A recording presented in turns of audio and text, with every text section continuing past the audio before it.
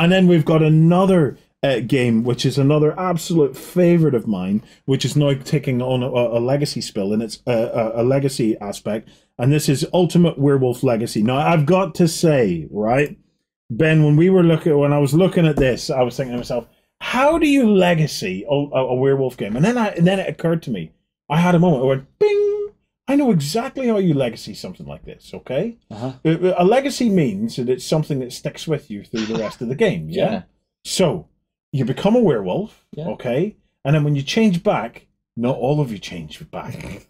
So the legacy aspect is you've got big hairy feet, and then you do that, or you might have a big hairy ass, or big hairy nuts, or big hairy hands, or you might retain the mouth of a werewolf, Justin. So World of Darkness gangrel rules then. Okay. Exactly. No. Exactly. No. But I get to choose. No, you see this eyebrow? I don't believe you. Okay, all right. No, it's not like that. Ben, do we know how they legacified, if that's even such a word, Ultimate Werewolf? Okay, so this is by Bezier Games, who have done all of this awesome Ultimate Werewolf stuff you've seen in the past. But as you say, there is a legacy aspect to this, and it's actually been done by the father of all, Rob Daviau, who's done all the likes of Pandemic and Seafall. And the whole premise behind this game is that you start off playing pretty much your standard games of werewolf. Although added into the mix of these, you're going to have all kinds of different sort of threads of plot. There's going to be ploys, there's going to be hidden agendas and things for you to work towards. However, at the end of your games of werewolf, you'll start to write down the results of it. So who came out on top? Did the werewolves come out on top? Did the hunters? Did the innocents manage to escape the werewolves? And this will go down into a little bit of a diary that's included with the game. And this diary will then start to tell the narrative of your village out there in the middle of nowhere and who comes out on top at the very end of the story, be it the werewolves or the innocents and the villagers and stuff like that.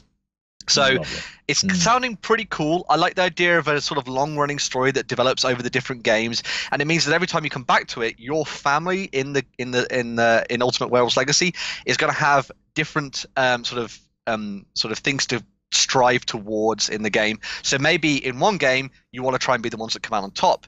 Maybe in the next one you want the werewolves to win, because that's sort of how the ploys and plots are working out together. So it sounds very cool indeed. They have also said that you can play through this multiple times because there are multiple endings to the game, which is pretty awesome. You wanted to buy a new diary every time you do that, but other than that, it sounds very cool indeed. So. I'm a little disappointed they didn't explore my hairy feet idea. But, well, there is going to be a limited edition version of the game that comes in with tiny shoes you can with wear. Slippers. I wish this game had been around while I was in Japan, because I used to use Werewolf to teach English. Yeah. On my Saturday classes, I would just, at the end of the class, I'd play Werewolf with them all. And it would be a great way to get them discussing.